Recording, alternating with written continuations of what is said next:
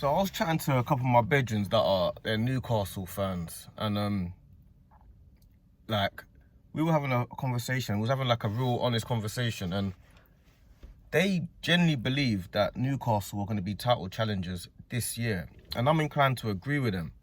Like what I've actually noticed about this club is, which I did know but I didn't really know, is they haven't spent for 3 windows. So you haven't spent for 3 windows, yeah. Then what I also didn't know was that their highest paid player is on 160 grand a week. So their highest paid player is on 160 grand a week, and they're about to offer Isak a new deal, which is just above, probably around the 180, maybe 200k a week. So what I've actually realized is Isak ain't going anywhere. Isak's not going anywhere. And so a lot of rumours are happening about, yeah, Isak's going to go here and Isak's going to go there and stuff like that. He ain't going anywhere. Not only is he not going anywhere, yeah, this is the first window that they're going to be able to spend. So when I'm chatting to my friend and he's telling me, he goes, bro, you're not understanding. We finished high up in the Premier League this year and we had a bad season. Like Newcastle fans think that this year they had not a bad season, because obviously they finished in the Champions League places, but they don't feel like they played that well or they had a good season this year.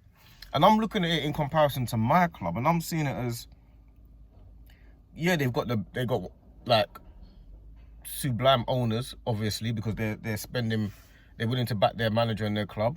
They brought in a manager that they stuck by when the chips were down.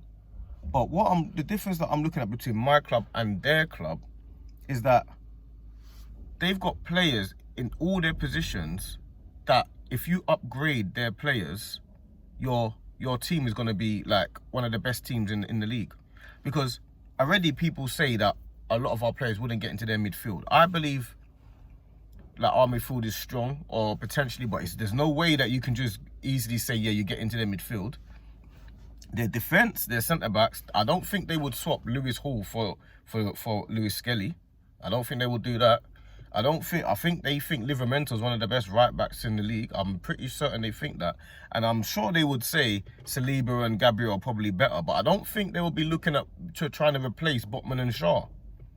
I don't think they would. I think maybe the keeper, but I don't think they'll be replacing Botman and Shaw. You get to their midfield, I don't think they're swapping Tonali and Guimaraes for anybody. Even if I say, yeah, Rice would get in and Partey would get in, and I don't think they would swap any of them for any of them. Joe Linton, maybe you can argue they might say they want to upgrade potentially, but even him, when he plays, he's a nightmare to play against. Jacob Murphy is easily the most underrated right midfielder or right-sided player, because sometimes he plays wing-back or right-back, right-sided player in the league. Easily the most underrated right-sided player in the league, without a shadow of a doubt. Without a doubt. Every time we play Newcastle, Jacob Murphy gives us major problems every single time. I don't think people realise how much of a problem Jacob Murphy is. It's similar to like when Tottenham fans talk about Brennan Johnson. The difference is with Jacob Murphy is he's really athletic, strong, quick, fast, and even when he's not scoring, like he's got a wicked shot on him and he's crossing the ball. He's a nightmare for our left backs every time we play against him. So yes, they probably would say they can upgrade on their right-sided player, but I don't think they would.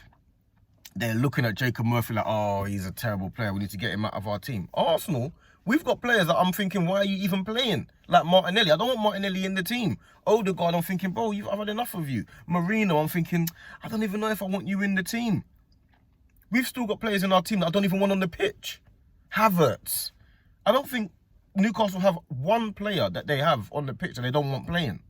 Then they got Gordon. They're not swapping Gordon for anybody in the league. And of course, they're not swapping Isak for anyone in the league. So you got to look at it. And when I'm chatting to my friend, and big up Specs, Geordie Dread as well. If you don't know about Specs, go on, support his channel. Big up Geordie Dread as well. I was on the phone to him yesterday as well.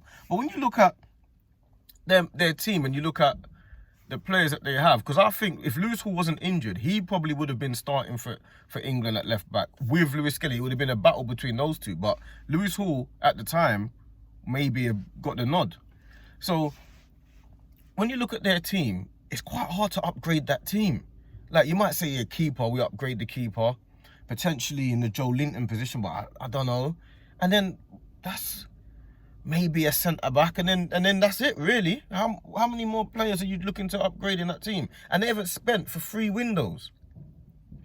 So of course, if they spend now, and they've got a fixture run that is, I think, is quite tricky. I'm not 100% sure on their fixtures, but I know we've got to go to their ground. No one wants to go to their ground. So I'm looking at their team like, of course they're gonna end up having a title challenge. If it's not this year, it will definitely be next year. And their title challenge is not going to be a joke. It's going to be a real title challenge. I wouldn't put it past Newcastle potentially winning it in the next couple of years. If Arsenal don't get their act together, we're going to get overtaken by them. Because half of their team and half of their players get into our team. Isak walks into our team. Gordon walks into our team. Bruno Gomes walks into our team. Even Tonali probably walks into our team. Rice is the only one that guarantees his spot. Tonali, you're thinking, yeah, you can play in the 6. Is Zubamendi better than Tonali? Why is Zubamendi better than Tonali? Tonali's been brilliant since he's come back from his ban. He's been brilliant, bruv. So why is Zubamendi that we've bought better than Tonali? We're gonna have to figure that out. Bruno Gomes 100% gets in our team. So I don't know, man. I feel like we need to fix up, man. I'm looking at Newcastle. I'm looking at like the Man City signings and stuff like that. I think they still got a lot to figure out, Man City. Liverpool are a problem. They're a problem. I know they're gonna go for a rebuild in the next couple of years because Salah and Van Dijk. And when they go, then maybe I'll be able to see if the ship is shaky or not. But Liverpool are gonna be a problem for the next 2-3 years minimum. So we already know that. So I don't have to go over Liverpool. Chelsea are going to be a problem very soon. Because at some point they're going to buy, if Rodrigo's on the market, they're going to be in for Rodrigo. They're going to be in for the Osimhens. They're going to be in for the Gyökereses. That's what's going to happen. They're going to be in there. So I'm not too worried about Chelsea just yet, but they're going to be a problem soon. I'm not really worried right now about Man United much because I think they're just a bit all over the place. Spurs, I'm a little bit more on edge about because of Thomas Frank. I think he's a brilliant signing. I'm a bit more on edge about Thomas Frank. I wasn't worried about Ange and the Tottenham team, but I'm worried about Thomas Frank. I think he's a brilliant manager. Newcastle, I am worried about. I am heavily worried about Newcastle. I think that team, I just think that they've just got everything that they need in that team to do what they need to do and get what they need to get. I'm heavily worried about Newcastle, and I genuinely think that this year they're going to be in a title challenge because they're in the Champions League now, so it's not Thursday, Sunday or anything like that or whatever. Now they're in normal territory. Wednesday, Saturday. Now they're allowed to sign players, and you know that their business has been shrewd already. Every signing is almost, if not worked, has been a quality signing. So you know they're going to be looking at the right players, and they're definitely going to keep Isak. Before I did a video thinking that Liverpool might get Isak. Nah, they ain't going to get Isak, man. Isak's not going. He's not leaving Liverpool, man. I mean, he's not leaving Newcastle. There's no reason for him to leave Newcastle. You're in the Champions League now. The only things that you can say maybe you might want to live in London, so you might want to go there, or maybe you want to go to... You've been in Spain already, but you might want to go to another place, or you might want to go here, you might want to go there, potentially. Like, at the end of the day, he ain't gonna leave Newcastle. Not now or not in the next couple of years. And they're matching his ambition, so there's no reason to not want to go there.